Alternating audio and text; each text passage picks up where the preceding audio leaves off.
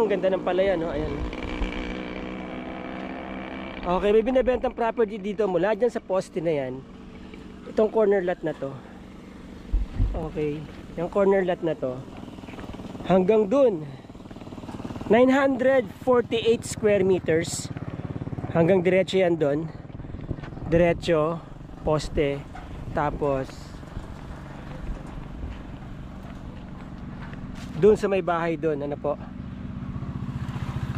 Ito, papunta na po ito ng mga resorts. Lahat ng mga resorts dito sa San Isidro, ito yung kalsadang access, na pinaka main access road. Marami na pong dumadaan dyan. Palabas dito, palabas na po yan ng main downtown ng Kabanggan. Halos sa corner ng munisipyo. And then papunta na ng Manila, papunta ng Iba.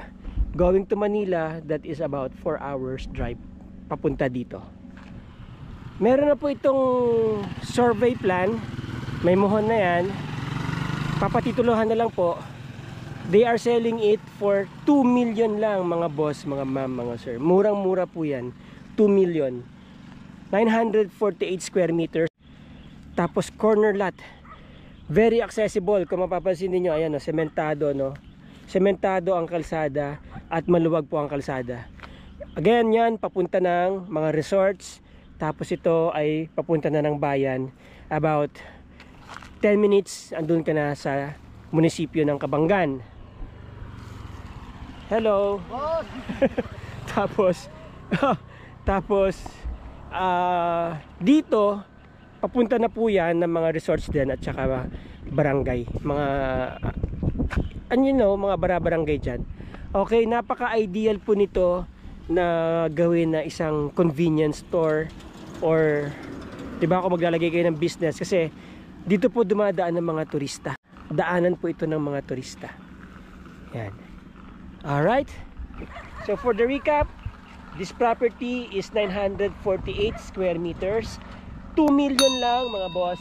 Naka-survey na po yan, ready for titling. Very ideal yung kanyang location, strategically located. Kung maglalagay kayo ng parang malaking grocery store dyan, or 24-hour store, or whatever business establishments, kasi daanan po ito ng turista papunta dyan sa mga resorts dito sa San Isidro. Okay, once again, kung gusto niyo po ako makontak regarding this property, nandiyan po yung aking number, right? At yan ang aking email. Facebook link, nandiyan po sa description. Message nyo ako, pag-usapan natin itong property na to. Once again, maraming salamat po sa inyo, mga ma'am, mga sir, mga kabutsawals. Till the next video. Ciao.